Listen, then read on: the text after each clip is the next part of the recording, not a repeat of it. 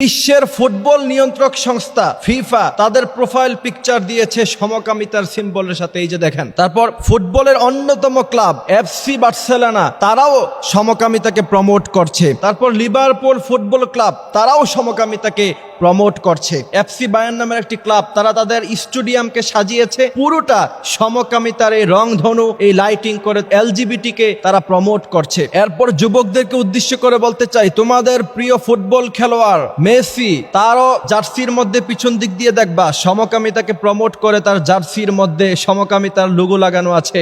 এরপর তোমাদের আরেক ফুটবল খেলোয়াড় নেইমার, তার জার্সির মধ্যেও সমকামিতাকে প্রমোট করা আছে। তোমরা এদেরকে আইডল মানো, কিন্তু এরা ইসলামের সবচেয়ে বেশি ক্ষতি করেছে। এলজিবিটি কে প্রমোট করে সেই লোগো যে তারা ইউজ করেছে, সেখানে তাদের রিয়েক্ট পড়েছে 2,58,000। এই যে দেখেন, 59,000 রিয়েক্ট পড়েছে হাহা রিয়েক্ট। তার মধ্যে থেকে 1,36,000 মানুষ অ্যাংরি রিয়েক্ট দিয়ে এটা বুঝিয়েছে যেটা আমরা অপছন্দ করছি। সুস্থ মস্তিষ্কের কোন ধর্মের মানুষ এলজিবিটি কে প্রমোট করতে পারে না। পৃথিবীর একদিকে ক্ষমতার টাকার কাছে মেসি নেইমাররা যখন মাথা নুইয়ে দিয়েছে, সেদিকে পৃথিবীর অন্যতম মুসলিম ফুটবল খেলোয়াড়, তার নাম হচ্ছে মোহাম্মদ কামারা, তাকে যে জার্সি দেওয়া হয়েছে, সেই জার্সির মধ্যে তার সামনে এলজিবিটির লোগো ছিল, সমকামিতার লোগো ছিল। আমি দেখেছি তার সেই লোগোটাকে সে সাদা কষ্টেপ দিয়ে মুছে ফেলে তারপর সে খেলতে নেমেছে। যখন পশ্চিমা এবং ইউরোপিয়ান ক্লাবগুলি দেখলো যে মোহাম্মদ কামারা মুসলিম ফুটবলার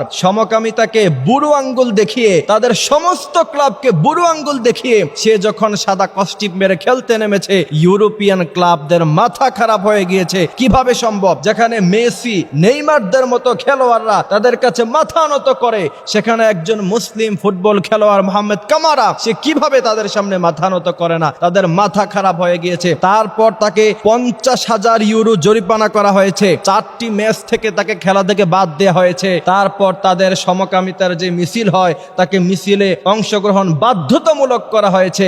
এরপর বলা হয়েছে, সামনে থেকে যদি তুমি সমকামিতার এলজিবিটির এই লোগোকে মুছে ফেলে তারপর খেলতে যাও, আজীবনের জন্য তোমার খেলাকে নিষিদ্ধ করা হবে। এরপর মোহাম্মদ কামারা সে বলেছে, আমি ইসলামকে ডাইভার্ট করে, আমি এলজিবিটি কে প্রমোট করে যদি আমাকে খেলতে হয়, প্রয়োজন আমি আজীবনের জন্য এই খেলার ক্যারিয়ার ছেড়ে দিব, তারপরও তোমাদের সামনে মাথা নত করব না। সুতরাং আজকে যুবকদেরকে বলতে চাই, এফসি বার্সেলোনা, এরপরে লিভারপুল, লিওনেল মেসি, নেইমার, এই সমস্ত খেলোয়াড় এবং ক্লাবের ফ্যান তোমরা, অথচ এই সমস্ত ক্লাবগুলি, এই সমস্ত খেলোয়াড়গুলি এলজিবিটি কে প্রমোট করে সুস্থ পরিবেশ, সুস্থ সমাজকে নষ্ট করে এক অসুস্থ সমাজকে তারা প্রমোট করছে। আর তুমি মুসলমানের সন্তান হয়ে, মেসির ফলোয়ার হয়ে, নেইমারের ফলোয়ার হয়ে নিজেরা তোমরা মারামারি করো। মুসলমানের ছেলে হয়ে লজ্জা হওয়া উচিত ছিল।